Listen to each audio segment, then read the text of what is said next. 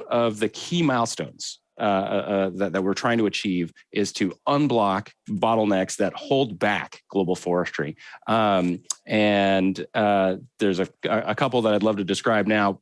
First and foremost, if we're trying to plant billions of acres of net new forest around the world, that's going to take 1 trillion trees to cover that much land and create a large enough carbon sequestration sink to offset the worst effects of climate change. 1 trillion trees, getting that many trees in the ground is going to require multiple trillions of seeds. So does the world have that many seeds stored today? We unfortunately do not. So seed supply is a key bottleneck. One of the really big milestones that Terraformation is working on is trying to push past that seed bottleneck, distribute seed banks all around the world, and be able to collect enough native and endemic tree seeds to be able to plant the 1 trillion trees that we need to put in the ground. Number one.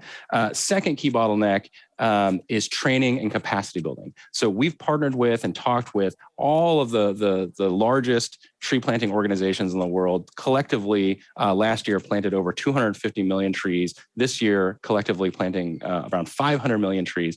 All of these groups highlight the need for more trained foresters. Estimates today in the world are that there's 200 to 500,000 trained foresters, people who have the botany knowledge, the nursery management knowledge, the seed, the handling capacity for seedlings, planting them correctly in the right mixes and at the right densities.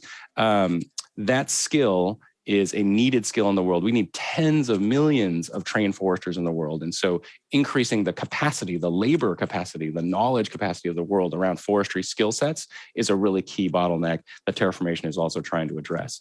If you go to terraformation.com today, you can see the very early versions of this. There's a Terraformation Academy where we're offering free seed banking, seed collection, and nursery management classes. And this is just the first step in trying to increase global capacity for forestry skills.